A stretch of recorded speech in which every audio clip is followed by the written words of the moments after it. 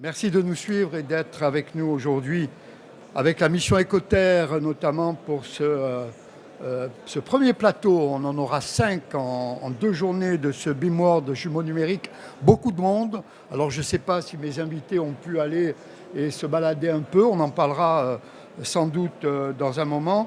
Alors mission Écoterre aux côtés du BIM de jumeaux numériques depuis de nombreuses années. Et pour cette édition 2025, nous avons la chance et le privilège d'être exécutif partner de cet événement incontournable. Et c'est dans ce cadre que nous proposons cette table ronde numérique responsable. Les territoires s'engagent. À mes côtés, des élus. Nicolas Desfachel, vous êtes vice-président de la communauté urbaine d'Arras, en charge de la cohésion territoriale, de la mutualisation, de l'attractivité du tourisme, du numérique, maire de Saint-Laurent, Blangy. Serge Rocky, alors on commence à vous connaître, vous aussi, l'année passée, vous étiez avec nous sur ce BIM World, conseiller municipal chargé des nouvelles technologies à la mairie de Rueil-Malmaison. Gérard Sigaud, premier adjoint au maire de Castelnau-le-Lez, en charge de l'attractivité, de l'innovation et de la transformation numérique. Et enfin, aussi une habituée, Florence Presson, adjoint au maire aux transitions et à l'économie circulaire et solidaire à la mairie de Sceaux. Alors, bien évidemment, méthode, stratégie, pédagogie, impact environnemental. On va aborder tout ce sujet, notamment sur le numérique responsable. Florence, en quelques mots, quelle est votre définition du numérique responsable? On en parle beaucoup, et j'aimerais avoir votre avis. Bonjour à toutes et tous. Alors, le numérique responsable, en 10 mots, l'utilisation des technologies numériques de manière éthique, durable, respectueuse de l'environnement et de l'individu. Donc on est plutôt sur du numérique à impact positif. Alors, si vous voulez intervenir, n'oubliez pas, à tout moment, vous pouvez intervenir. Ça, c'est le premier point. Le second point, si vous avez des questions, pareil. Vous pouvez aussi nous interpeller et interpeller surtout nos amis élus. Alors, Florence, dans un contexte de transformation numérique et de croissance des usages, l'impact environnemental du numérique fait l'objet d'une prise de conscience sociétale extrêmement forte au jour d'aujourd'hui et qui appelle à des réponses politiques aussi. Et là, nous pouvons évoquer les forts impacts environnementaux et énergétiques. Ça, c'est un sujet qui vous est plus que cher. Oui, tout à fait. C'est vrai qu'on parle souvent, alors moi je vais parler, c'est bientôt les vacances, peut-être régime, je ne sais pas, mais en tout cas j'ai parlé de poids. Mais j'associe le poids carbone au poids matière première, puis bien évidemment à l'énergie, à l'eau. Alors, quelques éléments de constat. On est tous concernés dans les collectivités, dans les entreprises. Un téléphone portable, durée de vie de 3 ans. Okay. Si on le reconditionne en 2 ans, ben c'est simple, on va économiser à peu près 25 kg d'émissions de CO2, on va économiser 77 kg de matière. 77 kg de matière première, c'est quoi? C'est 21 tours Eiffel, le poids de 21 tours Eiffel au niveau national. Premier constat, on en a tous dans les poches, parfois 2 malheureusement. Un ordinateur portable de 2 kg, c'est 600 à 800 kg de matière première. C'est à peu près 1700 litres d'eau. Ce n'est pas un détail. Le numérique, en général, 4% des émissions carbone. On peut se dire, c'est pas beaucoup, 4%. On peut se dire, on va faire attention aux mails, à la pièce jointe, etc. C'est fondamental. Mais le fondamental, c'est que ce soit la matière, que ce soit l'énergie, que ce soit l'eau, c'est au moment de la fabrication. Et c'est là qu'on va devoir réfléchir et puis donner un petit peu, à travers les exemples de mes collègues, des solutions qui existent aujourd'hui et qu'il faut développer, changer d'échelle. Troisième point, 2022, 15% de consommation électrique supplémentaire par rapport à avant et 20% de consommation d'eau. Pourquoi? Parce qu'on est une magnifique terre d'accueil des data centers, puisque nous avons une énergie décarbonée grâce au nucléaire. Alors 2030-2040, la température monte. On parle souvent 1,5 degré. Bon, c'est déjà tous que ce ne sera pas ce pourcentage-là, mais on sera beaucoup plus élevé.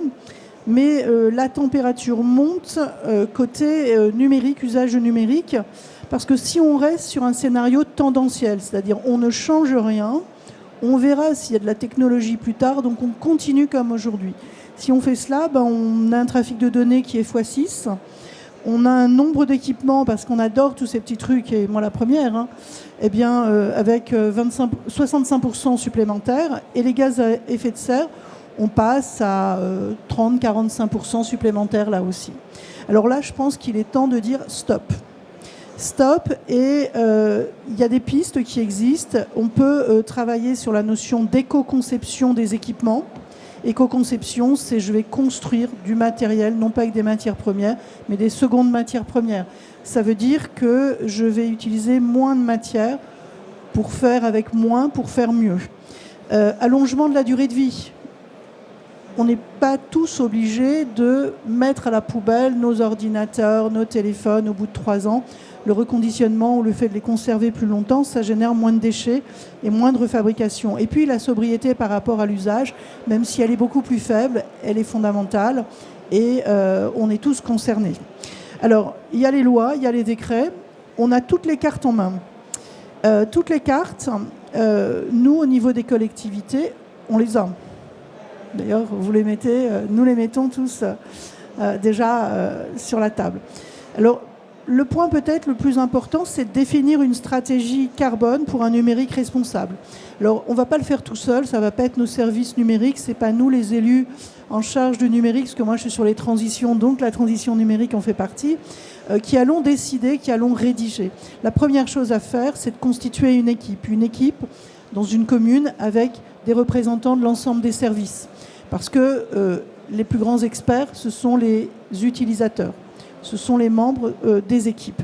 Ensuite, ça va être partage d'un socle de connaissances. Comment voulez-vous qu'une personne qui s'occupe de la cantine et qui utilise les logiciels pour cela ose ouvrir la bouche si elle est face à des services com, elle est face à des services techniques ou autres. C'est ensuite réaliser un diagnostic, l'inventaire de ce que nous avons déjà dans la collectivité et puis quels sont les usages. Ensuite, c'est définir des objectifs et des priorités. Bien évidemment, on ne va pas pouvoir tout suivre. Donc, il est important de faire un plan d'action et dans ce plan d'action, de le cadencer. Le choix de ces priorités objectifs peut être fait par rapport à la simplicité, mais aussi à l'impact de ces actions qui sont réalisées. Et puis, bien évidemment, si on fait tout cela, c'est pour avoir des indicateurs, du pilotage et pouvoir dire aux personnes « Ok, vous n'avez pas eu un changement d'ordinateur l'année dernière, comme vos collègues ont pu l'avoir il y a 5 ans, mais voilà ce que ça a eu comme impact pour l'environnement, économiquement aussi, et on est quand même dans une ère à faire des économies financières aussi. Et puis, bien évidemment, la communication. Et pour mener tout cela, on a quand même beaucoup d'outils entre les mains. Beaucoup d'outils parce que la commande publique, avec les critères, avec les clauses, le fait de réduire, je ne vais pas forcément acheter, je vais remettre en interrogation, en question le besoin. Je vais demander des clauses de réparation, d'extension de garantie, de reconditionnement. Le cycle de vie des équipements, mon service com, il manipule, le service urbain, énormément de données. Il a besoin de place, il a besoin de performance. En revanche, ces ordinateurs, une fois qu'ils sont arrivés en fin de vie pour ce service, peuvent très bien être remis dans un autre service moins gourmand en ressources et en efficacité.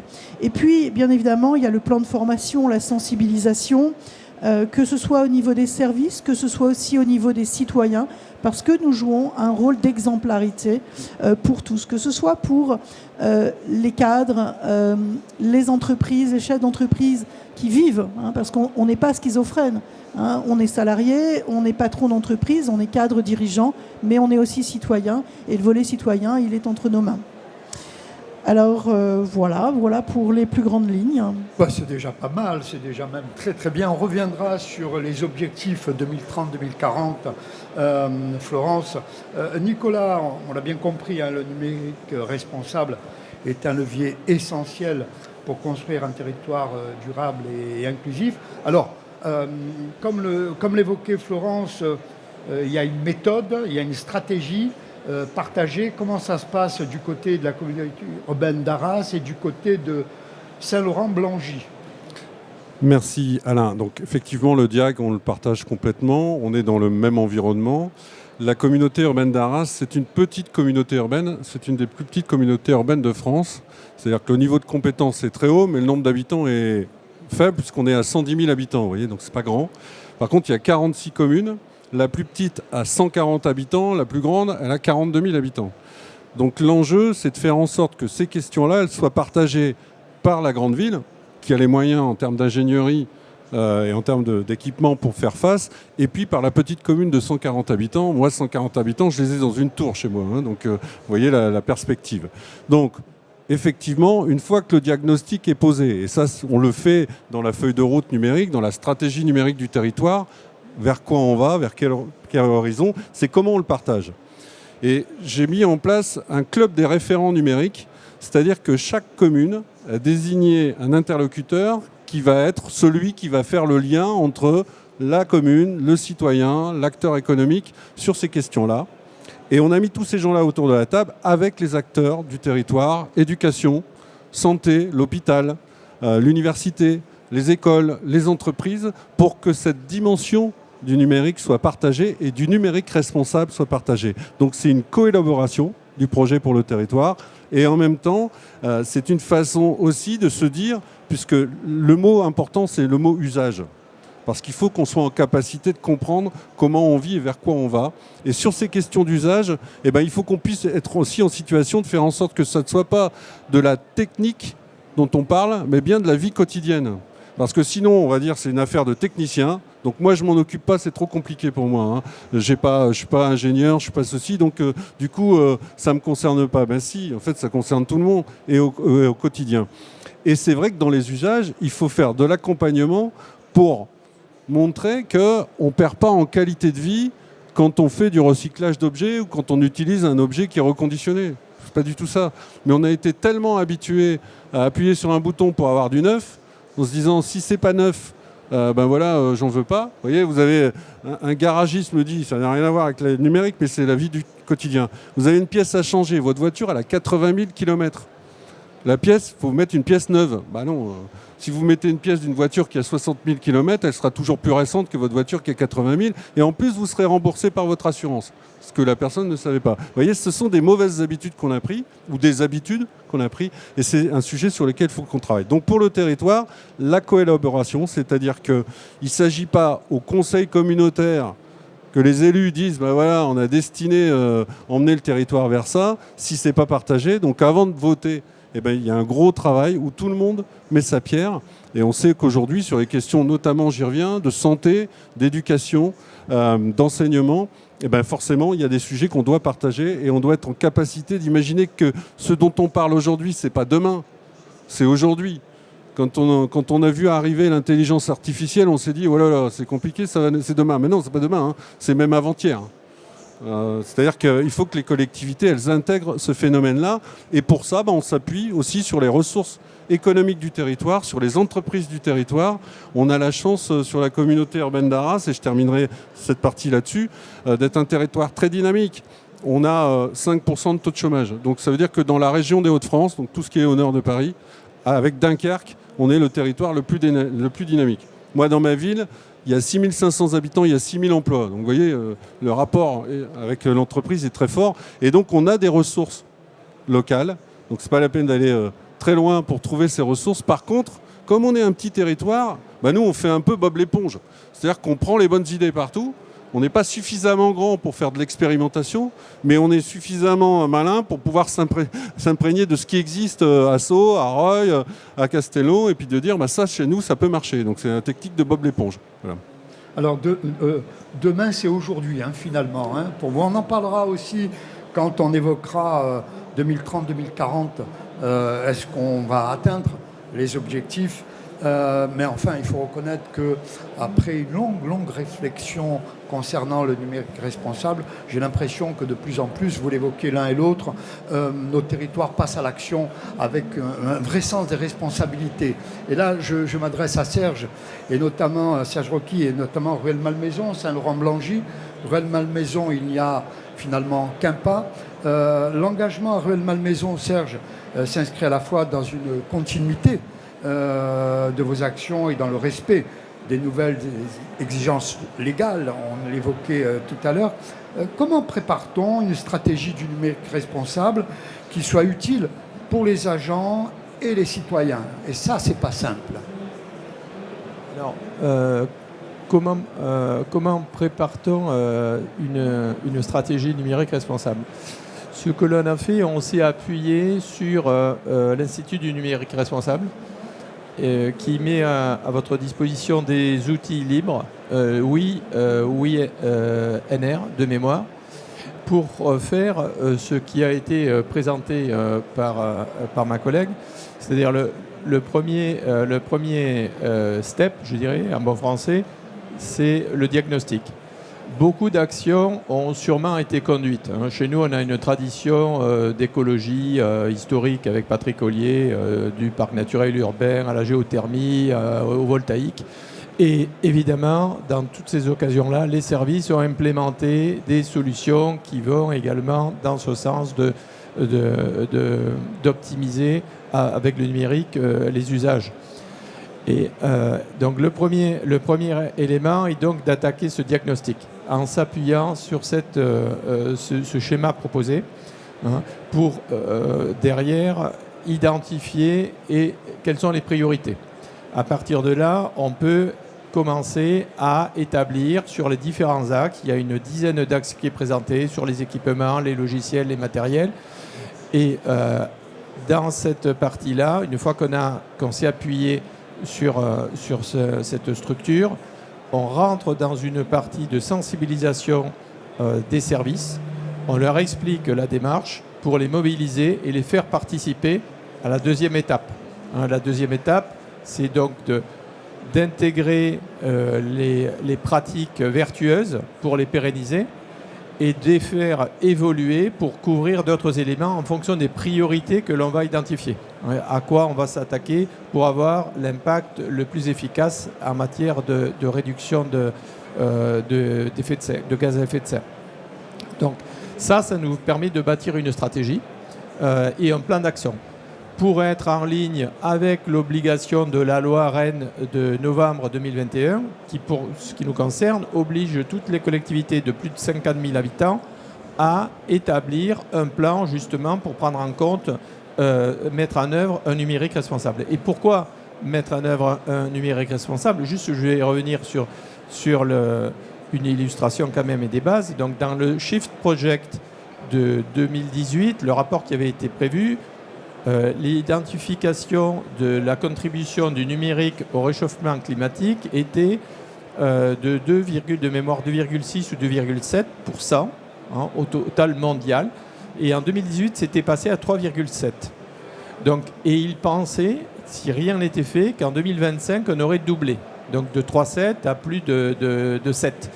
Et quand on constate l'évolution de notre numérique, que vous le voyez tous avec les objets connectés, avec toutes les données qui arrivent, qui peuvent être exploitées astucieusement, plus d'autres phénomènes de réseaux sociaux et autres, on peut raisonnablement se dire qu'il faut intervenir pour garder au numérique un usage qui soit en ligne avec l'intérêt général et qu'on ne gaspille pas, entre guillemets, du numérique. Bon, pour ce qui est nous, collectivités, c'est donc dans cette voie qu'on s'est engagé avec nos plans d'action par service d'amélioration.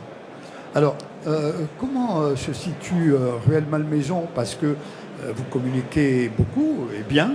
Vous intervenez aussi dans différents points, différents salons. Comment, vous qui côtoyez beaucoup d'autres collectivités, d'autres élus, d'autres collègues, comment vous vous situez par rapport aux autres villes et quels sont les défis qu'il va falloir, que vous avez relevés déjà à Rueil-Malmaison? Alors, comment on se situe? Je dirais que l'on a, donc, suite à cette action, on a déjà adopté la fameuse charte de l'Institut numérique responsable avec un certain nombre de recommandations pour bien valider que quand on allait mettre en œuvre des outils, on était bien en ligne avec cet intérêt général et aussi d'efficacité administrative. Donc ça, c'est l'adoption de la charte. Après, on a mis en place certains éléments qui ont été mentionnés précédemment par ma collègue. Tout ce qui est collecte, c'est réparation des équipements, recyclage, faire passer également, faire en bon français aussi, du cascading sur certains équipements. Bon. Donc, c'est pratique de cette nature. Et également sur les logiciels. Une action sur les logiciels métiers, diminuer déjà le nombre de logiciels, rationaliser, mettre en place, on a choisi une solution qui nous permet, je ne vais pas citer la solution, mais bon, qui permet une très grande collaboration de façon beaucoup plus efficace, qui apporte de l'efficacité au niveau des agents, de la sécurité sur les visioconférences, qu'on n'avait pas nécessairement sur la première solution, sur les partages de fichiers. Tout ça, ça nous fait quoi? Ça nous fait gagner diminution numérique responsable, moins de mails, moins de stockage, plus de sécurité. Et in fine, plus de confort pour nos agents, plus de réactivité par rapport à nos concitoyens pour les réponses. Et également, ce qui n'est pas négligeable, aussi une optimisation financière. Parce que ça aussi, le numérique responsable, c'est aussi, avec ces réflexions, on sait faire du plus. Là, on est gagnant sur les trois, sur nos services qui y gagnent, nos administrés qui y gagnent, et également en efficacité des services publics, où on arrive avec des solutions qui sont également intéressantes. Donc, ce n'est pas une punition, le numérique des responsables, ou une mode ou une lubie, c'est vraiment une efficacité optimale. Alors, si vous avez des questions, je commençais à les préparer éventuellement. On passe de Rueil-Malmaison, en région parisienne, à Castelnau-le-Lez, dans l'Hérault, où il faisait soleil, m'a-t-on dit. Je confirme. Voilà, Gérard confirme. Alors, l'approche responsable, elle est évidente. On le constate à travers vos propos, vos actions. On le constate tout au long de l'année avec la mission Écoterre lorsque l'on traverse les territoires. Alors, à Castelnau-le-Lez, Gérard, le numérique responsable repose essentiellement sur 3 grands axes. En préparant cette table ronde, vous m'avez dit, je veux insister sur ces 3 grands axes qui ont un réel impact sur l'environnement. Que sont-ils, ces 3 grands axes? Tout d'abord, je voudrais dire qu'en écoutant Florence, Serge, Nicolas, je trouve ça extrêmement rassurant parce qu'on a les mêmes objectifs, les mêmes formulations. Et ce que j'entendais dans la bouche de Florence, j'aurais pu vous le dire. Ça prouve bien qu'on avance tous dans le même sens et ça, c'est satisfaisant. Et moi, je pense que le numérique responsable, c'est vraiment l'affaire de tous. C'est l'affaire des citoyens, c'est l'affaire des entreprises et c'est l'affaire des collectivités. Et si j'insiste là-dessus, c'est parce qu'on a à Castelnau-le-Lez une caractéristique. On est une ville moyenne, on est 26 000 habitants, deuxième ville de la métropole de Montpellier. Et on a tout misé sur le digital et sur le numérique, en attirant des entreprises du digital et du numérique et en créant un écosystème très fort qui a fait de Castelnau, petite ville, la 4e ville d'Occitanie en termes de création d'emplois. Donc c'est quelque chose de très significatif depuis des années. Donc on a un territoire qui crée beaucoup d'emplois avec le digital et le numérique. Et on a travaillé historiquement main dans la main avec les entreprises pour avoir un développement qui soit intelligent et qui préserve la suite et qui préserve l'avenir. Donc les trois volets qu'évoque Alain, le premier, je vais passer rapidement, ce sont les infrastructures. Vous l'avez développé très, très largement. Nous, on l'a fait de façon très concrète aujourd'hui. C'est-à-dire que la durée de vie moyenne d'un ordinateur à Castelnau, c'est 6 ans. Hier, c'était 3 ans, comme tout le monde. On est passé à 6 ans.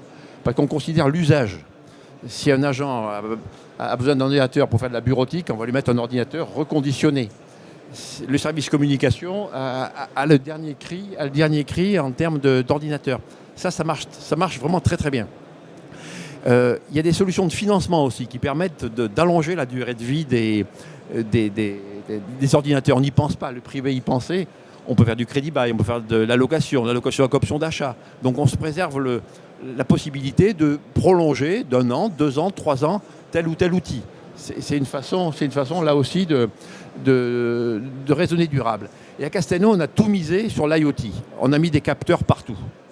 On a des entreprises sur notre territoire qui sont des spécialistes de l'IoT. Il y en a une qui s'appelle Sinox en particulier qui travaille avec toutes les collectivités.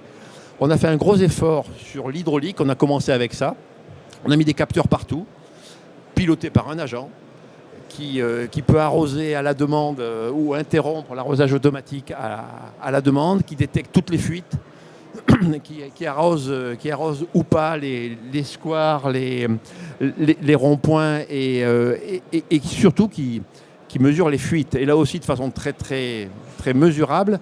On a fait moins de 30% de consommation d'eau et on est sensible dans le Midi, comme tu le sais Alain, moins de 30% en 3 ans. Et ça continue avec des indicateurs qui sont mesurés, performants et on est vraiment en temps réel.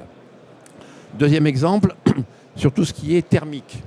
On peut en temps réel déterminer la température de tous les bâtiments de la ville. On a 19 bâtiments. On a 9 groupes scolaires et on peut déterminer la température. On peut dire que la crèche, elle doit être à 21 degrés, que l'école primaire, elle doit être à 18 degrés et que le palais des sports, où il y a un événement sportif, il peut être à 16 degrés ou 17 degrés, parce que c'est largement suffisant.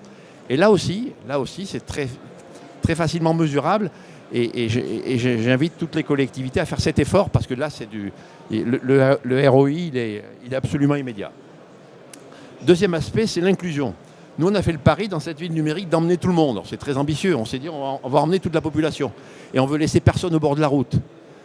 Et laisser personne au bord de la route, ça touche quand même beaucoup de monde. Parce que chez nous, comme chez vous probablement, il y a 20 à 25% de la population qui est larguée et qui a du mal avec le numérique. Donc on a créé des maisons de proximité. On en a fait 6, dont la fonction première est d'accompagner la population avec aux enjeux du numérique. On a créé une maison France Service. Ces 6 maisons, l'an dernier, ce sont 16 000 personnes qui sont passées pour se former, pour prendre un billet d'avion, pour consulter la mutuelle, pour contacter la CAF, etc. etc., etc. Et on s'est aperçu là que les gens venaient, que c'était un libre service, mais qu'il fallait aller plus loin. Et qu'il fallait passer du service rendu à l'autonomie. Sinon, les gens, ils allaient venir chaque année pour faire recharger leur carte TAM, leur carte de transport, etc. Et là, on s'est dit, il faut qu'on investisse. Et on a investi en personnel. Et on a mis 5 agents dédiés dans la ville qui ne font que ça.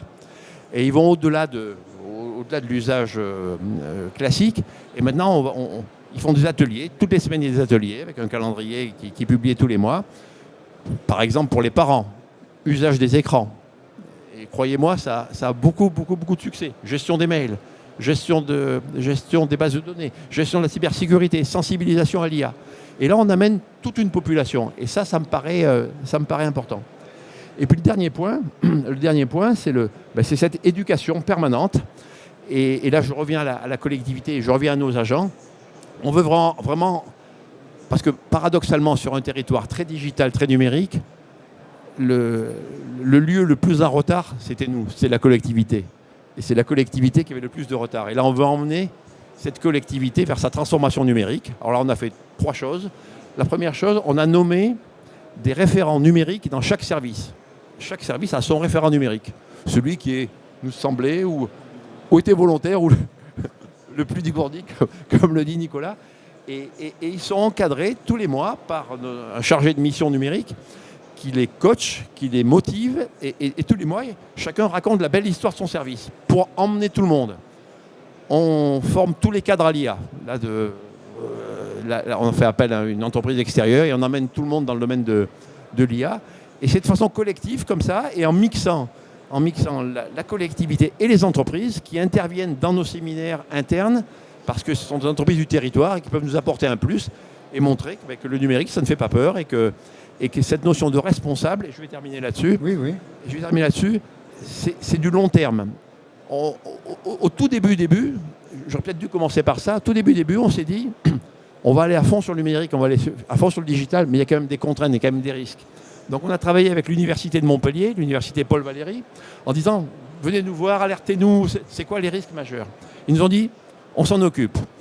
Et on avait réuni à peu près 500 personnes au Chiasma, notre salle multiculturelle, et ils nous ont passé un film. Ce film, c'est Cobalt.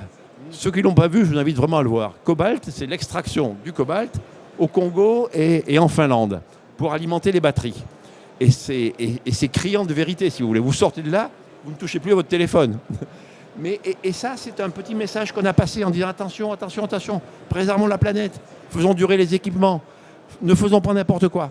Et je pense que c'était une première piqûre, mais je pense qu'il sera bon de faire un rappel. Merci Gérard. Nicolas, on voit bien la passion de M. Sigaud, qui est communicative d'ailleurs. Il faut vraiment appuyer et insister, Nicolas, sur la pédagogie. Et après, pour en terminer, parce que le temps court énormément, on va parler des pistes exploratrices, mais aussi de l'IA. J'aimerais que l'on dise quelques mots sur la place que peut avoir l'IA dans le numérique responsable. Mais on parlait de pédagogie. Il faut vraiment appuyer, continuer sur cette option que vous avez brièvement évoquée, qu'a évoquée Gérard. Oui, je pense que Gérard vient de donner des exemples très précis de cette notion de pédagogie, de cette nécessité d'embarquer l'ensemble des acteurs. Et en partant, alors évidemment, de ceux qui ont des responsabilités, mais aussi surtout du citoyen.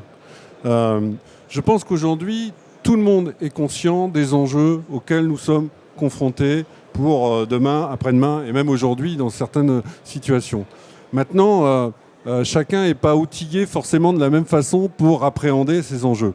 Et donc, quand on parle d'inclusion, évidemment que ça nous parle, parce que c'est aussi une réalité aujourd'hui de savoir qu'on peut être très éloigné de ces questions-là, tout en étant obligé de faire avec.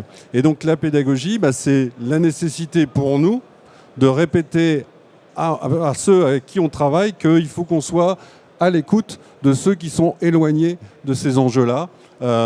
Parfois, vous savez, c'est une formule qui est peut-être un petit peu à prendre avec distance, mais on dit souvent que la fin du mois prend le dessus sur la fin du monde. Ça veut dire qu'il faut qu'on soit conscient de savoir à qui on s'adresse et quels enjeux on pose sur le terrain.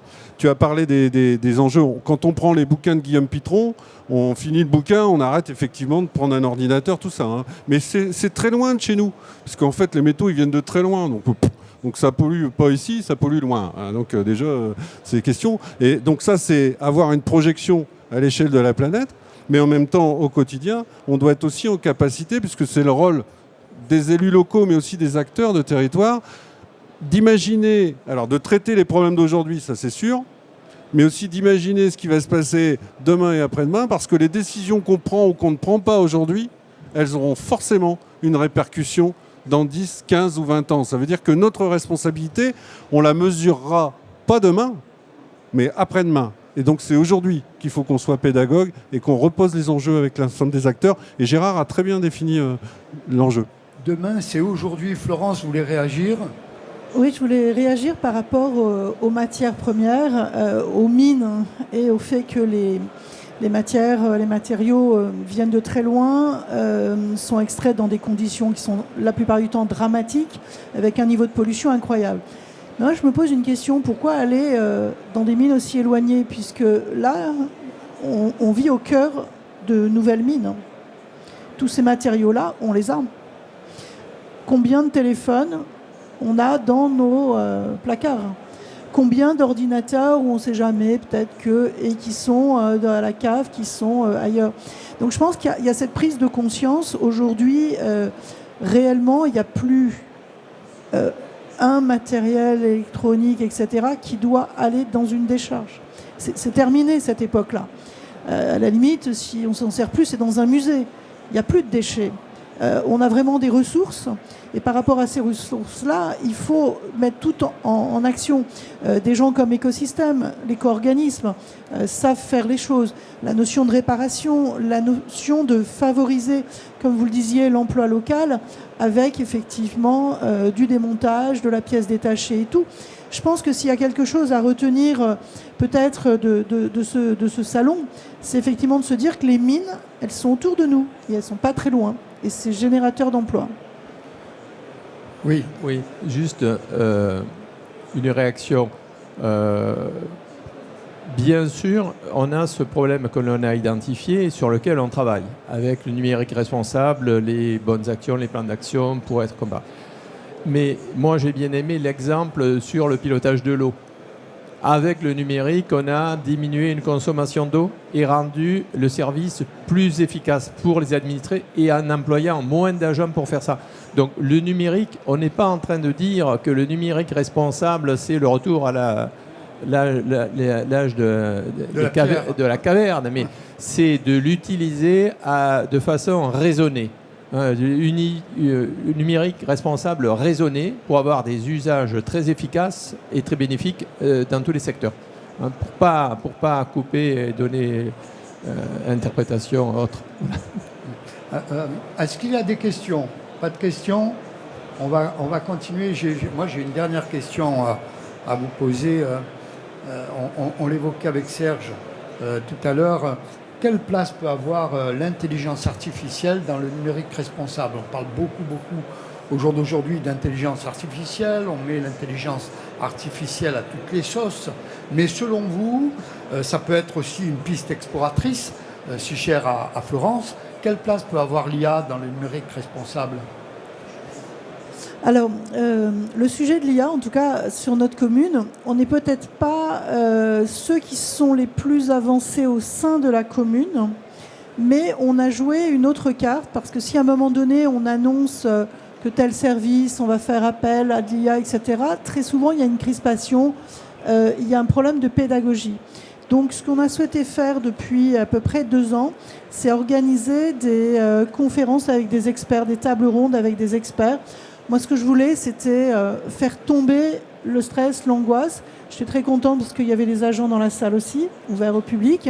Et quelque part, on a fait de la pédagogie sur ce que c'est. Ensuite, on a dit, tiens, il y a l'IA qui vient d'arriver, je ne sais pas s'il ne veut pas prendre ma place, ou alors s'il va me donner un petit coup de neuf.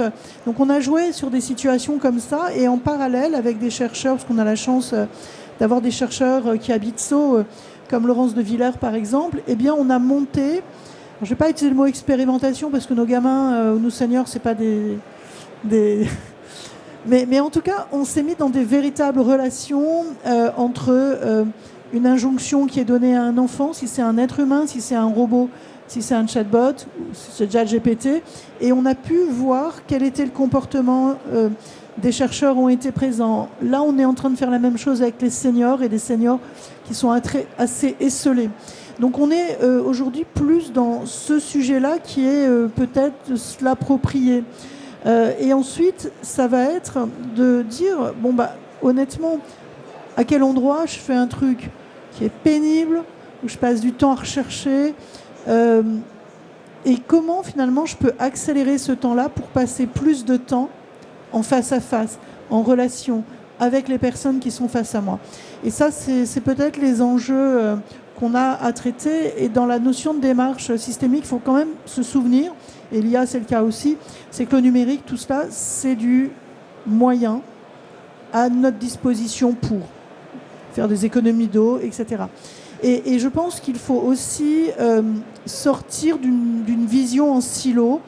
Et ce qu'on a nous lancé à Sceaux, plutôt que de faire des catalogues de plein de choses qu'on fait bien dans l'environnement, dans le numérique, dans ci, dans ça, c'est de dire on développe une stratégie qu'on a appelée la stratégie bas carbone, ressources et solidarité, de façon justement à donner un sens à toutes ces actions réalisées, à faire de l'interrelation, et on casse les silos. Et notre objectif, c'est que demain, ça sera mieux.